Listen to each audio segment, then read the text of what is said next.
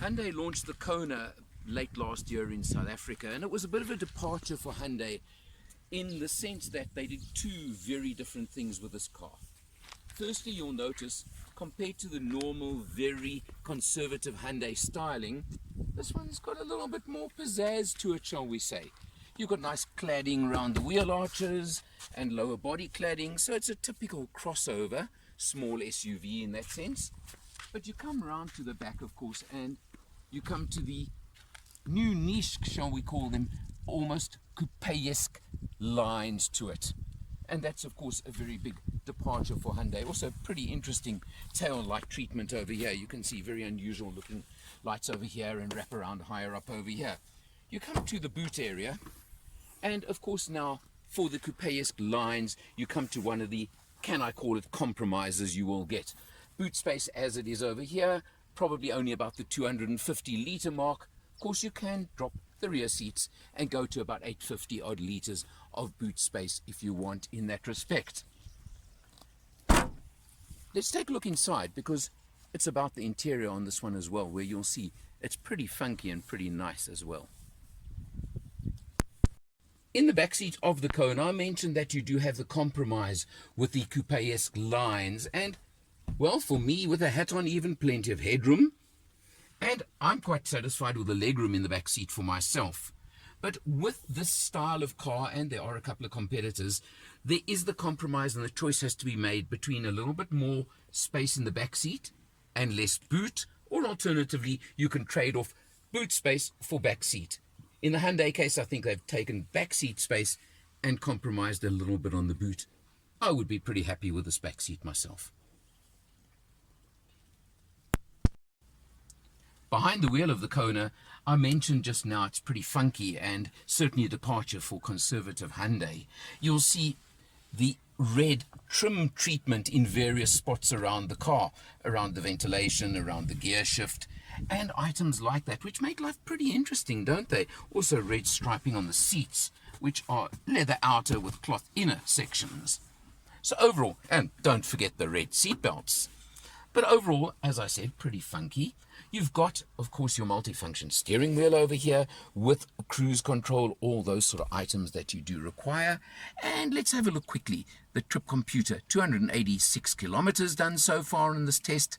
Mainly town driving, a lot of traffic. I'm averaging 7.9 liters per 100.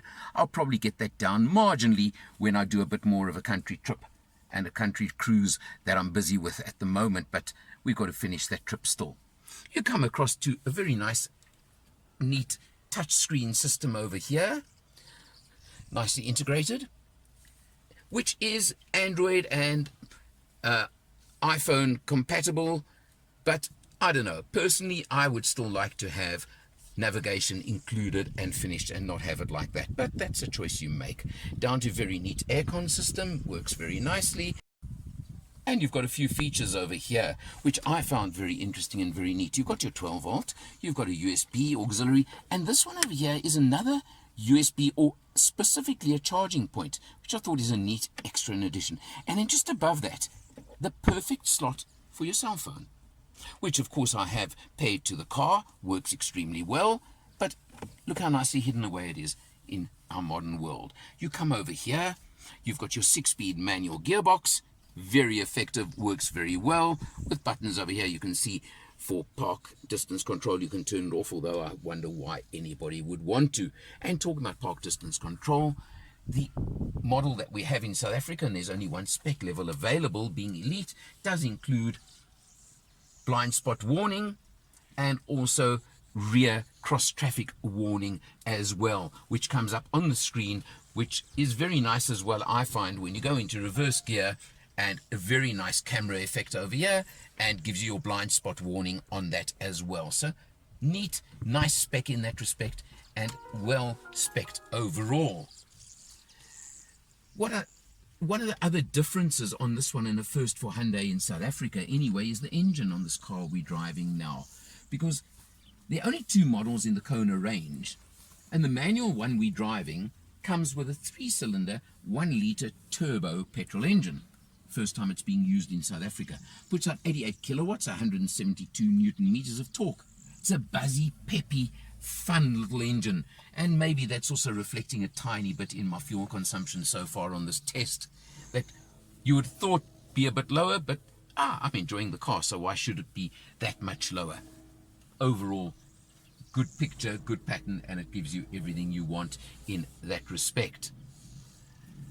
Price-wise, well, you'll look at 380,000 Rand for this one as we're in it today, and you're looking at 400,000 for the more conventional 2-litre 4-cylinder with the Hyundai 6-speed automatic gearbox. So that's the sort of older school version, if I can call it, with the automatic. Strangely, and I have said, but apparently it's just not available worldwide, I'd love to see the 3-cylinder turbo engine with an automatic box, but that's me.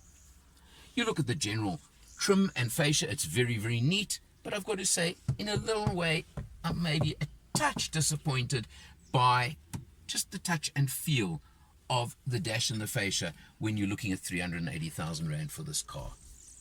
But it doesn't detract from a really, really nice package. Yes, there are competitors. I can name in particular, of course, the Toyota CHR and the Mazda CX-3, which fall squarely into the same category as this one. But I'm telling you now that if you're looking in this sort of category in this type of car, you also get, of course, a 5-year, 90,000 kilometer service plan thrown in by Hyundai and their 7-year warranty. So you're looking in this category? Don't discount the Hyundai Kona. Check it out for yourself. For Motor Matters, I'm Eleanor, and I'll see you next time.